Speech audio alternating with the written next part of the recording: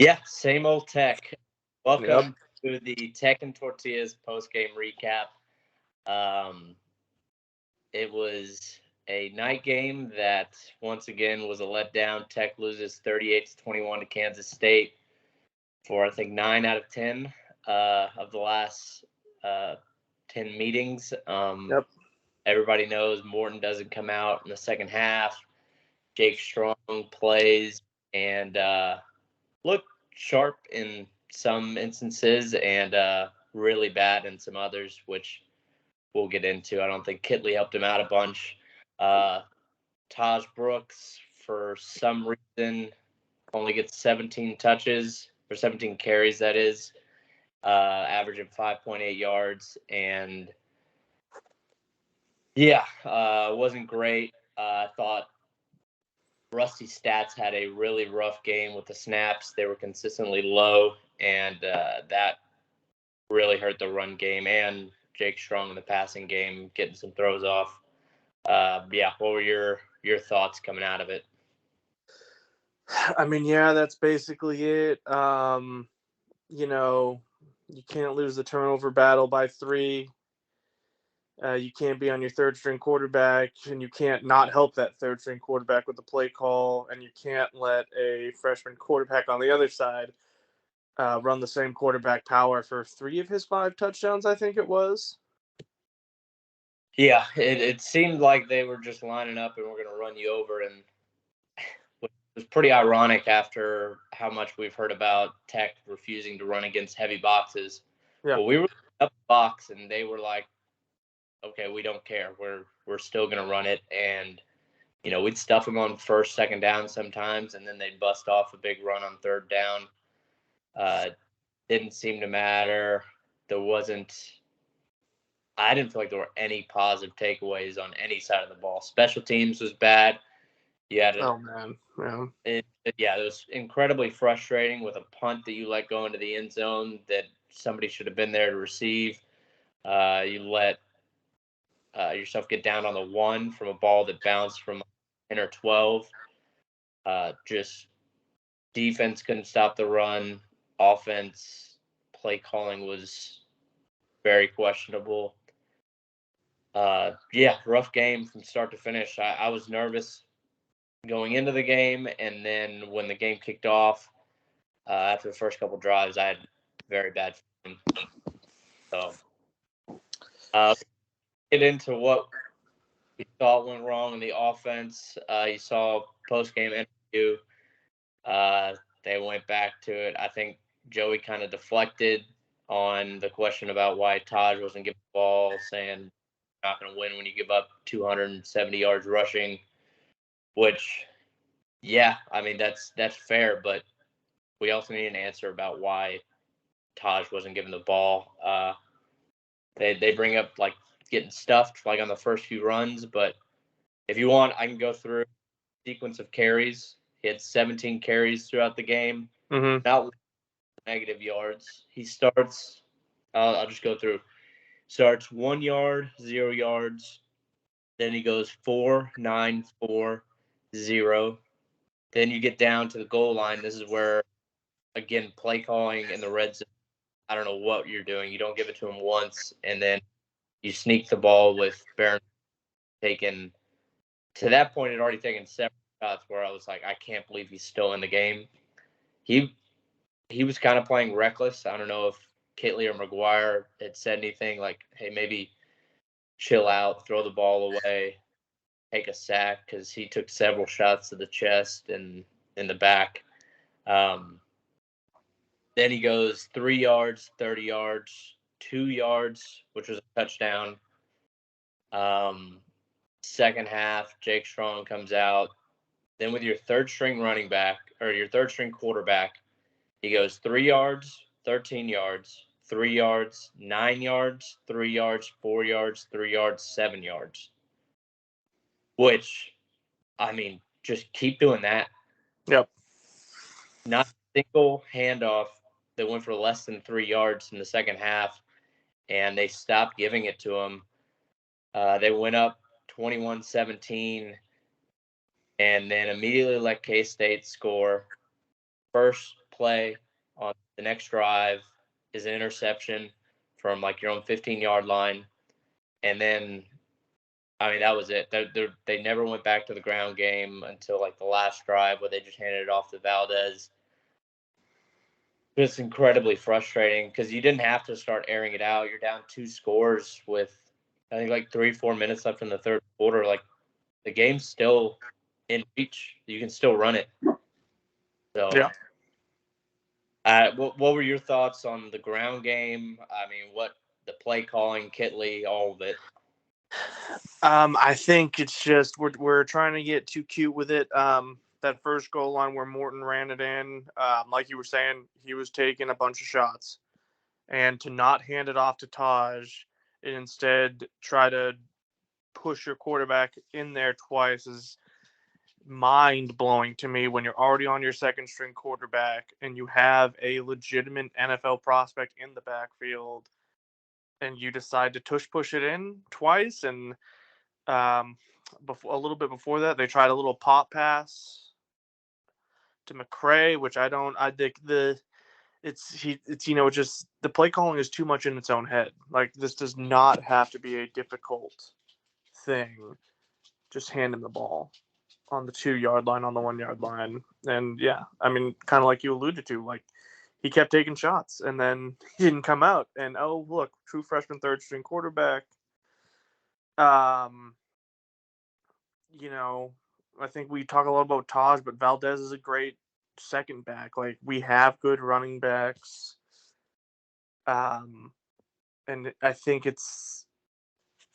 Kittley is, I don't know what the thought process is here, because we've talked about this a few times, but it seems like he feels like he's playing the play calling to me feels like Kittley thinks he's in a personnel deficit, which we are not. We do not have to manufacture trick plays, or we do not have to do all that to have positive yardage. So I don't know where his head's at. The throwing, the deep balls was strong. The throws to the other side of the hash, those difficult throws that he was having to make it was mind blowing to me. Like, what are we doing? Why are you putting your true freshman third string quarterback in a position like that? And to this point, we've advertised to everybody we play, hey, we're going to run the ball in this situation. We're going to pass the ball in this situation. You load this many guys in the box. Get ready for a pass. Excuse me. So they're loading guys in the box, knowing that we're going to then check out and throw the ball. All the linebackers have to know, hey, 7 in the box. When the ball snapped, everybody sprint back and drop into a zone.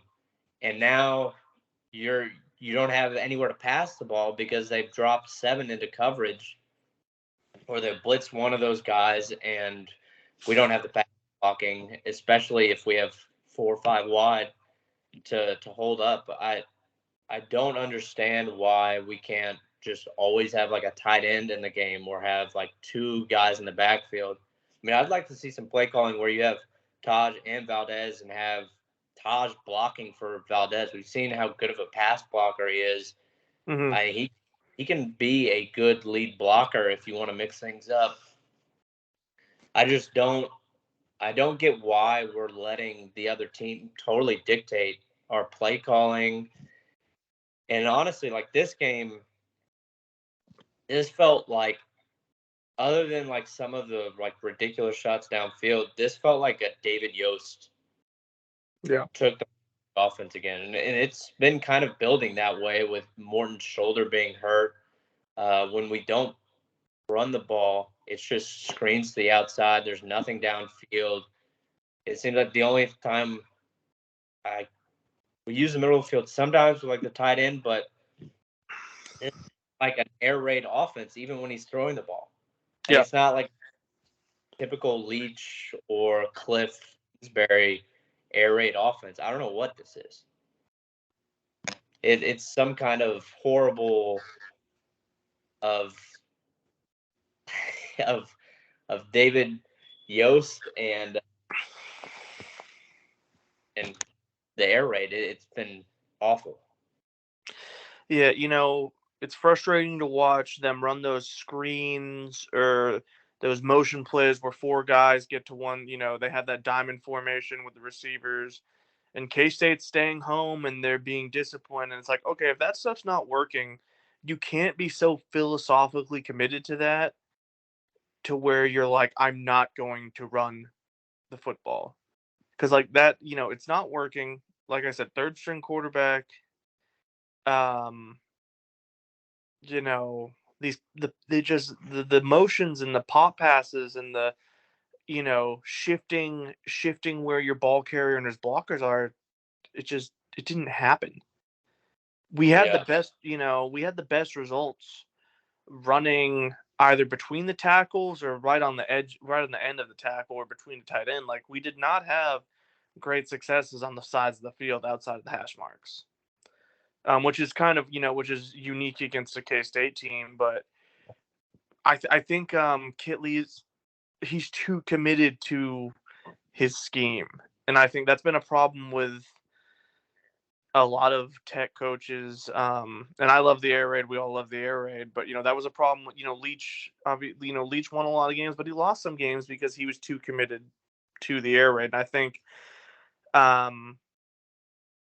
I think obviously Kittley or whoever, if you're an offensive coordinator, you say this is who we are and this is how we're going to play. But I don't know. I think you have to recognize, literally, it's a cliche, but take what they're giving you and utilize your best players. Yeah. So Yeah, I don't think. I mean, up to this point, I'd wanted to give Kittley some benefit of the doubt. There's been a ton of QB injuries. Some have been his fault. Some have just been, bad luck. If you go back, I pulled some stats from his time at Western Kentucky and Houston Baptist, and I was nervous about the hire initially when Cumbie went to Louisiana. He got hired based on one season. Oh It yeah. was one season with a quarterback that had been in his for 5 years. Yep. And his quarterbacks have always had interception troubles, and it's reared its head this year. It happened all of last year. Last year we were 127th out of 131 in interceptions thrown through 18. This year we're on pace for another 18. We've thrown 9. We're 119th in the country. His 1 year, and I mean, I know he throws the ball a lot and we run plays than the average team, but 1 year at Western Kentucky, he was 85th. Excuse me. He was 85th, which isn't bad, but isn't great, even with the amount of passes they were throwing. At Houston Baptist in 2021, 19 picks. 2020, they only played 4 because of COVID. 2019, his quarterbacks threw 16. I don't know what issue is. I don't think it's receivers getting open at this point. Like I think the offense might fundamentally just be flawed. I think the concepts running just don't lend itself to receivers getting open or quarterbacks being able to process easy reads and getting completions. Yeah. I mean, it's not easy. I mean, just from looking at it, and we're not privy to like the literal X's and O's, but I mean, I can't really remember, in any intermediate routes. Everything seems to be either a short screen to where we move blockers and try to get numbers on the outside, or something where he's trying to push the ball 15 to 20 yards downfield. And you can't live like that. And that's where I think it separates it from the original. I mean, Leach's air raid was a lot of intermediate and short throws that's most of the time substituted for what would be runs. And and that's why he harped on completion percentage, right? Like you need an accurate quarterback. And with Kittley, it's like, okay, I love passing the football and I like the air raid. And then it's morphed into this push it, push it, push it.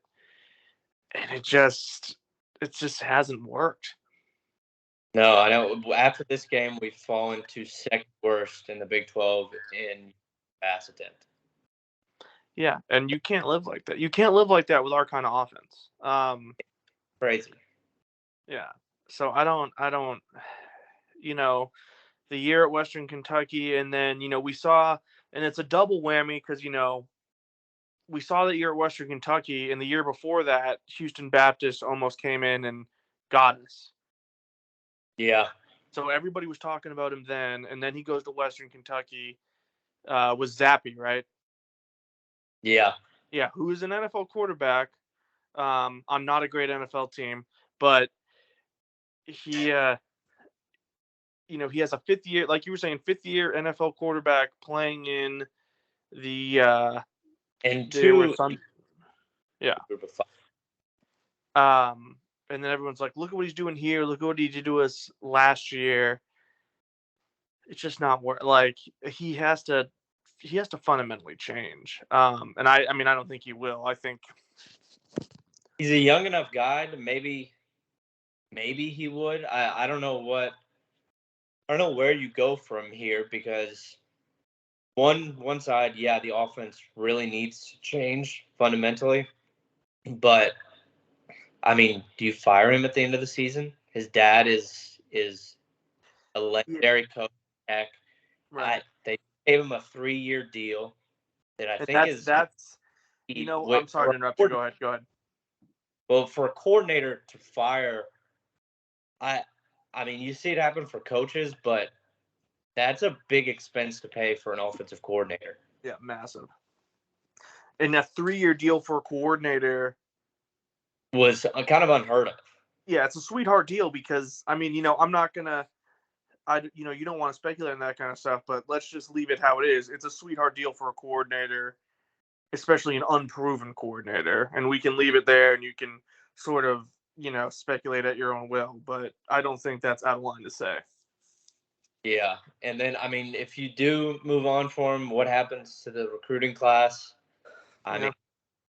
mean, I don't know. At this point, maybe lean towards bringing in some kind of offensive assistant that could help change the offensive scheme. Some old guy that has been around the block that Right. maybe doesn't offense anymore, but he's a young guy who only learned under Cliff, and he only learned under Cliff as a graduate assistant Right. before getting a coordinator job, and he was only there with like Mahomes, like the best quarterback to ever come through the program.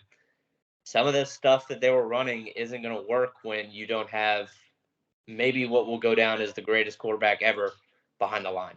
Yeah. You go from Mahomes, then I mean, obviously Zappy isn't Mahomes, but he's Yes, he's above replacement level. Like, he's not just a quarterback. He is above replacement level, and you were Zappy, playing against competition that was not yeah, great. and when that years to get to that point, he Right, was right, good right, last year at Houston Baptist, but he wasn't right. anywhere near was at Western Kentucky. It took several years in that offense as the starter. He played all 4 years. He was a starter there, and Kittley came in his sophomore year. I don't know if it's something that like it just takes so long to learn the offense, be comfortable enough behind the line of scrimmage. I mean, he gives the quarterback so much responsibility. They can change the plays and stuff.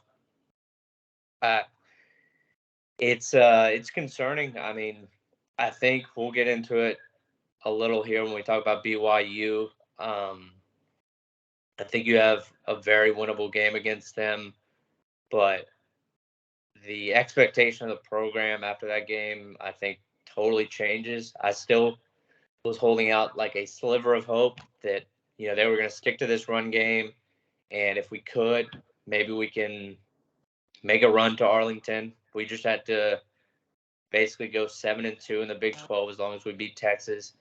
But I just don't see Kittley having the gall to stay with the running game. So Yeah, at this point, 6-6 and get the bowl game practices. I think that's doable. I don't think that's asking too much, and I think with what we have and what these coaches have shown us they're going to do, I think that's probably realistic. Less than yeah. disappointed, more than that, I'll be 7-5. Well, at this point, I'll be ecstatic. And that's Oh, obviously not what you wanted at the beginning of the year, but this is where we are. yeah.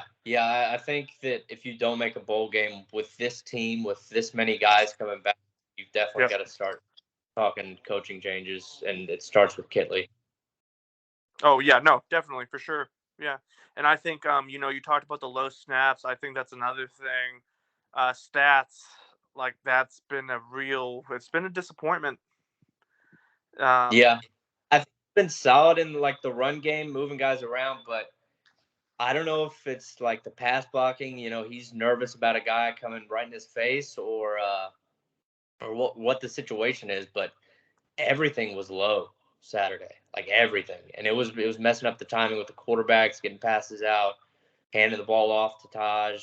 I can't remember if it was Jake or Barron who had one who he basically had to dive forward to hand the ball off to Taj there, but that's going to cost us if he doesn't figure that out because it's getting worse. It seems like. It's a regression. I know I agree with that. And then Strong, I think he threw. I mean, obviously nobody likes to throw 3 picks, but I don't. I mean, I think this is kind of beyond him. He was not put in a position to succeed. So Yeah, no, I don't know what on earth the game plan was. What did they talk about at halftime to say, hey, we're gonna have the third string quarterback come out and throw 28 times in the second half? insane. Taj, It's insane. like what? I don't care if we're down 2 scores. Like, There's plenty of time. There's plenty of time. yeah. Yeah, just beyond frustrating. I mean, other than picks, I think Jake Strong showed you some stuff. But in going forward to the BYU game, I think he's got to start. You need to get Barron healthy. Like, because every hit he takes, I'm just like, I feel like it's putting him a week back. Like he's not getting better with that shoulder. And that's kind of why I pulled them out. Like they're like, this is we need to get this kid healthy. Then in the post game press conference,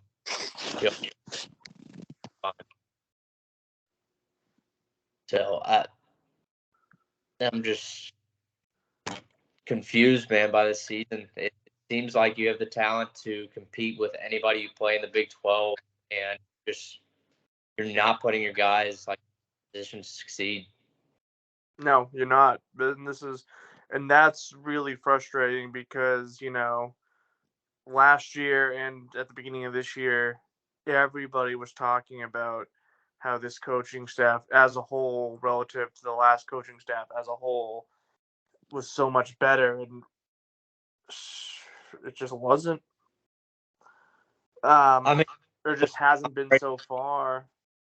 I don't know if I'm ready to say that they're worse than the coaching staff. I still believe in Joey. I mean, regardless of what some of his things he said in the press conferences about the offense, I think some of that is him sticking up for his guys. Like repeatedly, he's shown that he'll go to bat for his guys, even if behind the scenes maybe he'll chew them out.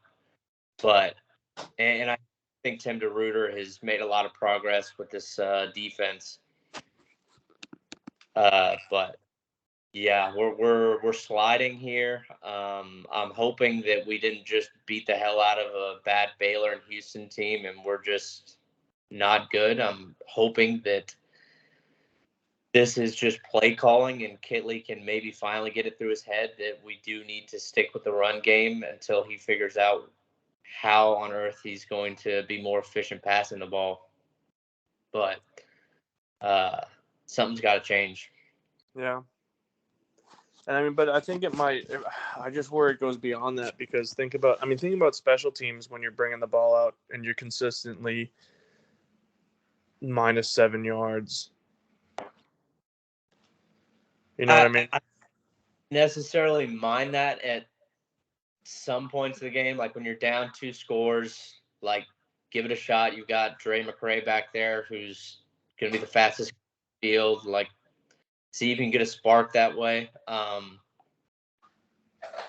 But and I up until this, my special teams had been pretty solid. I'm not sure what happened. I mean, you might have just gone up like probably the special teams in the conference year over year, and that was part of it. But yeah, I'm okay with some of that late in the game, but it does feel like they were lost times in special teams as well. Yeah.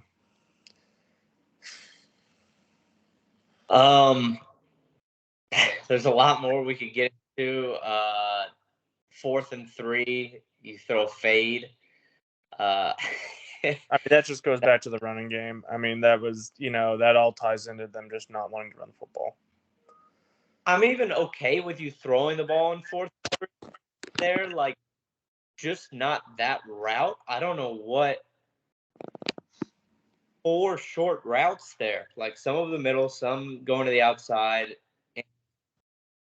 Like somebody's got to be open. Sure, like you have enough talent at wide receiver that somebody should be able to get open against a K-State secondary that's been bad this year. They've been bad.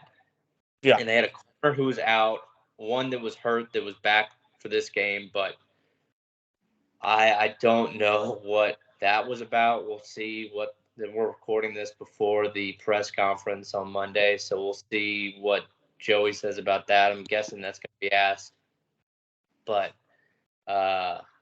yeah, just baffling. I feel like it's like some kids like behind the sticks calling plays on something, just randomly pulling plays out of a hat sometimes.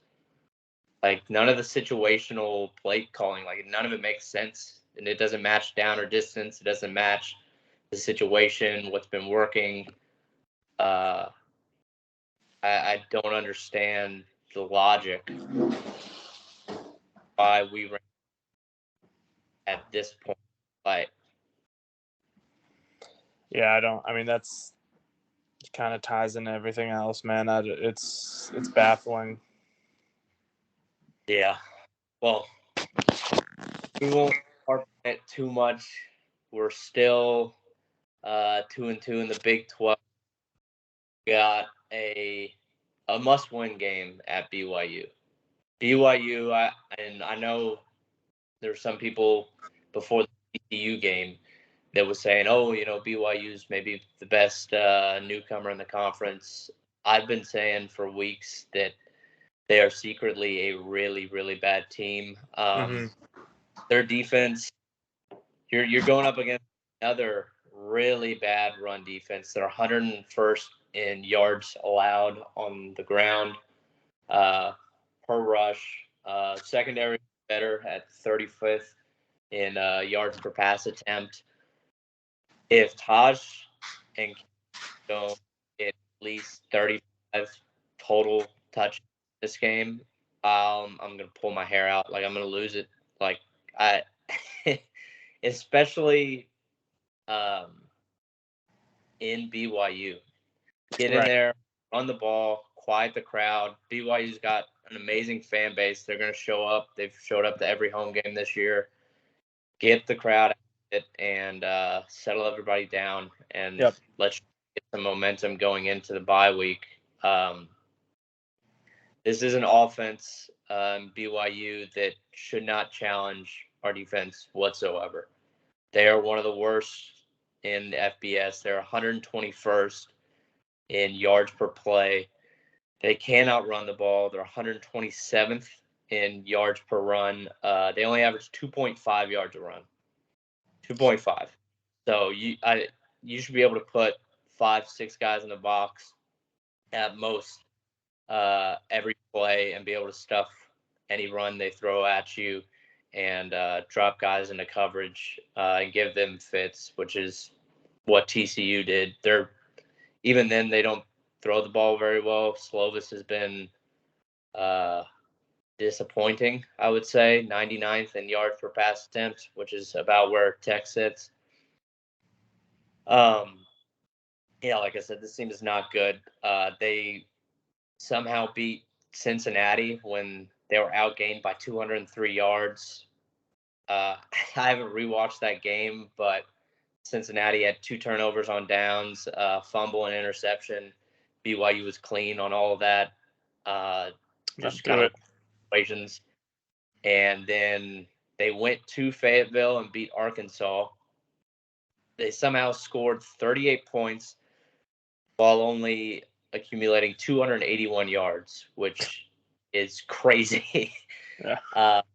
So this is more of, a team where Arkansas just kept shooting themselves in the foot. They had 14 penalties for 125 yards. Basically just gave BYU a ton of points, and this should be a beatdown just like TCU gave them. TCU is not good, as we've seen. Right. I think you go and you should run for over 200 yards. You should get 400 yards of total offense. Just start Jake Strong, and for the love of God, just don't make him think he has to do too much. Just know you've got all-conference running back and feed him the ball. Yep. I think those stats, plus with how the newcomers have looked, this has to be you have to have this one. You have to. Yeah. I think this is probably the easiest game left on your schedule. Maybe Iowa State. You don't play Iowa State this year. That's right. You get TCU after the bye. bye. No, I'm sorry, UCF. I'm sorry.